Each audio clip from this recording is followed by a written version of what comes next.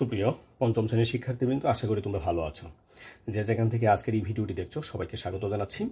তো আজকে আমরা যে বিষয়টি নিয়ে কথা বলবো সেটি হচ্ছে তোমাদের 7 নম্বর প্রশ্ন, সেটা অনুশীলনীর 11 খ। যারা ফেসবুক থেকে দেখছো অবশ্যই আমাকে সাথে রাখার চেষ্টা করবা, আর প্লে লিস্টে যায় পুরো ভিডিওগুলো দেখতে পারবা। আর যারা ইউটিউব থেকে দেখছো, উপরে একটা লিঙ্ক আছে, সেখানে পঞ্চম শ্রেণী গণিতের সকল সমস্যার সমাধানগুলো দেওয়া আছে। এটা দেখে আসলে তোমাদের ভালো হবে। তো এখানে 7 নম্বর যে বলছে কি, নিচের আকৃতিগুলোর রঙিন অংশের ক্ষেত্রফল নির্ণয় করো। এখানে আমরা যেটা দেখতে পাচ্ছি, এখানে রঙিন অংশ হচ্ছে দুইটা, এটা একটা রঙিন অংশ, এটা একটা রঙিন অংশ। হ্যাঁ, রঙিন বলতে সাদা ছাড়া যেটা আছে সেটাই, এখানে অন্যান্য কালার নাই, 4 কালার নাই।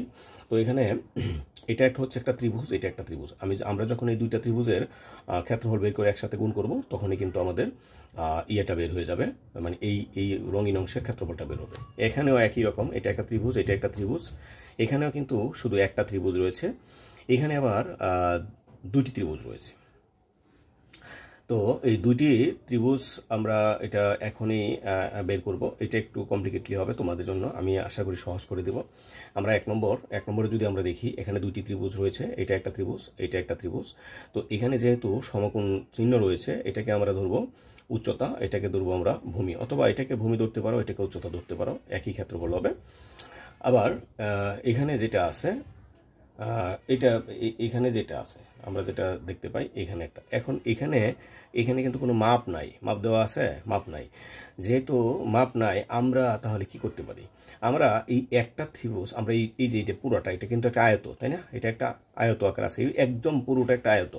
এই পুরোটা যদি আয়ত হয়, তাহলে আমরা কি করব? আমরা পুরোটার ক্ষেত্রফল বের করে শুধু এই অংশটা বাদ দিয়ে দিলে এই রঙিন অংশ থাকবে, তাই না? এখানেও কিন্তু একই রকম, কারণ ত্রিভুজের সকল তথ্যগুলো দেওয়া নেই, আমরা এটা বের করতে পারবো না।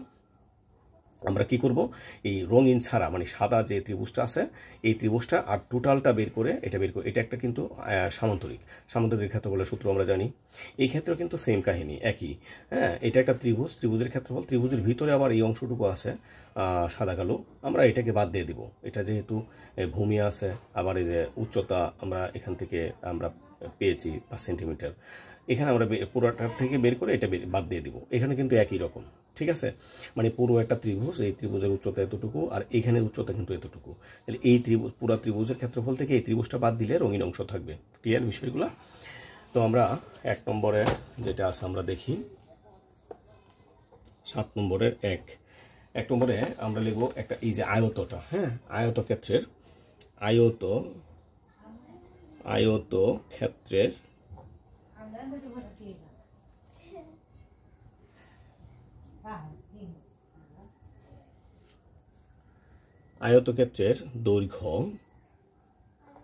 আয়তক্ষেত্রের দৈর্ঘ্যটা কতটুকু আছে? 9 সেন্টিমিটার। আর প্রস্থ দেওয়া আছে হচ্ছে 5 সেন্টিমিটার। তো এখন আমরা যদি ক্ষেত্রফল বের করি, সুতরাং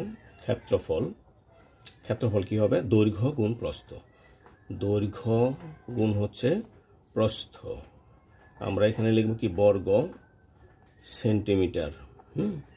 তো এখন এই যে 9 দৈর্ঘ্য, প্রস্থ হচ্ছে 5, এত বর্গ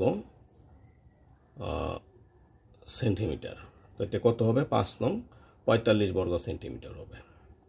তো আমরা এটা কি পেলাম? আমরা পেলাম হচ্ছে এই যে টোটালটা, হ্যাঁ, এই যে এখান থেকে এই পুরোটার, এখন আমরা এই ত্রিভুজটা বাদ দিয়ে দিব আগে, তাহলে ত্রিভুজটার ক্ষেত্রফল বের করতে হবে।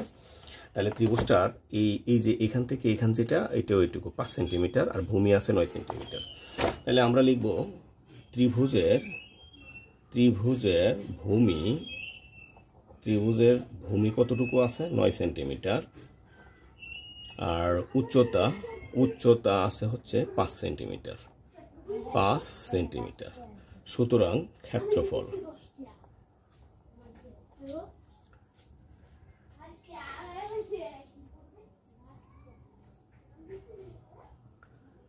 ত্রিভুজের ক্ষেত্রফলের সূত্রটা কি? ভূমি গুণ হচ্ছে উচ্চতা, আর এখানে লিখবো আমরা ভাগ হচ্ছে 2 বর্গ একক।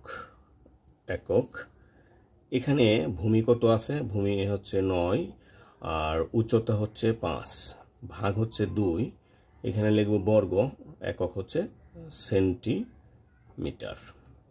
তাহলে এটা কত হবে? 5 নং 45 ভাগ হচ্ছে 2 বর্গ সেন্টিমিটার। আমরা 45কে যদি 2 দ্বারা ভাগ করি তাহলে হবে 22.5 বর্গ সেন্টিমিটার। এবার এটা ছিল পুরোটার, আর এটাও ছিল সাদা অংশের। আমরা এটা থেকে যদি এটা বাদ দিয়ে দিই তাহলে আমাদেরকে রঙিন অংশের ক্ষেত্রফল আমরা বের করতে পারবো। আমরা লিখব সুতরাং রঙিন অংশের ক্ষেত্রফল। রঙিন অংশের ক্ষেত্রফল। রঙিন অংশের ক্ষেত্রফল কি হবে? এই যে পুরোটা থেকে 45 থেকে আমরা বাদ দিব 22.5 এত বর্গ মিটার। তাহলে এখানে যেটা বের করব সেটা হচ্ছে আমাদের এই রঙিন অংশের ক্ষেত্রফল। ঠিক আছে, এইটাই হচ্ছে আমাদের 1 নম্বর যে প্রশ্নটি ছিল, এই 1 নম্বর প্রশ্নের উত্তর হচ্ছে এটা।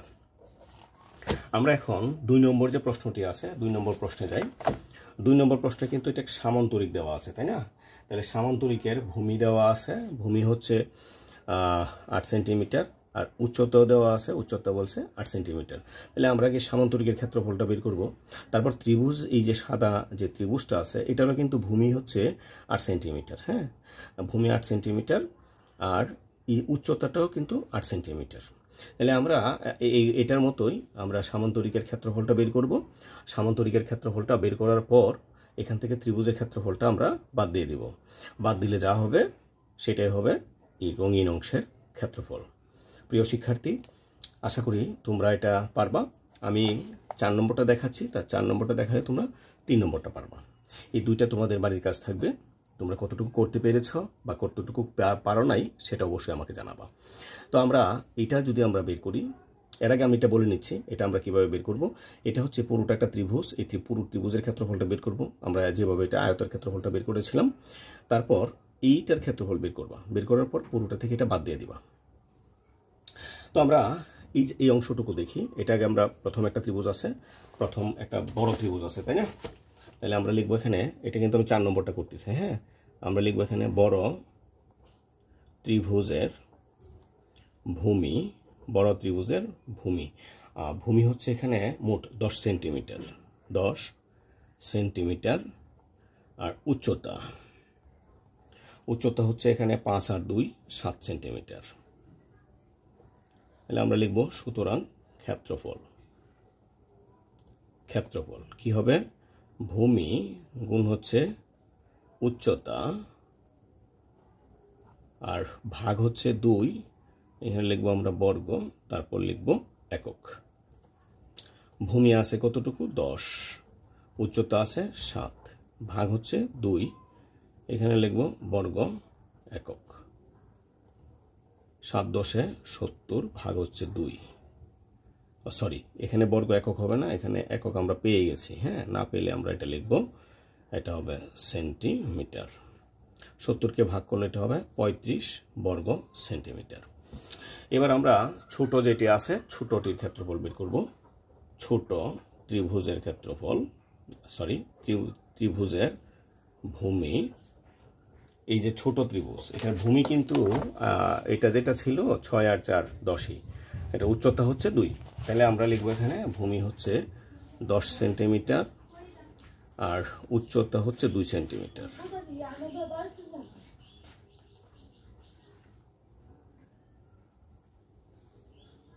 উচ্চতা 2 সেন্টিমিটার। আমরা লিখব সুতরাং ক্ষেত্রফল কি হবে? ভূমি গুণ উচ্চতা ভাগ হচ্ছে 2 বর্গ একক। তো এবার ভূমি কতটুকু আছে? 10, উচ্চতা আছে হচ্ছে 2, ভাগ হচ্ছে 2 এত বর্গ সেন্টিমিটার। তাহলে 10 দুগুণে হচ্ছে 20, ভাগ হচ্ছে 2 এত বর্গ সেন্টিমিটার, 10 বর্গ সেন্টিমিটার। তো এখন তাহলে আমাদেরকে এই বড় মানে কি টোটালটা ছিল, বড় থেকে আমরা ছোটটা বাদ দিয়ে দেব, তাহলে আমাদের রঙিন অংশের ক্ষেত্রফল। তাহলে আমরা লিখব সুতরাং রঙিন অংশের ক্ষেত্রফল। রঙিন অংশের ক্ষেত্রফল এটা কত ছিল? 35 বিয়োগ হচ্ছে 10 এত বর্গ মিটার। তাহলে কত হলো? 25 বর্গ মিটার। তো এটা ছিল 7 নম্বর যে প্রশ্নটা, 7 নম্বর প্রশ্নের সমাধান করেছি। তো তোমরা বাকি এই দুইটা করে অবশ্যই জানাবা, আর না পারলেও জানাবা। তাহলে আজকে এখানে বিদায় নিচ্ছি। সবাই ভালো থেকো, ধন্যবাদ সবাইকে।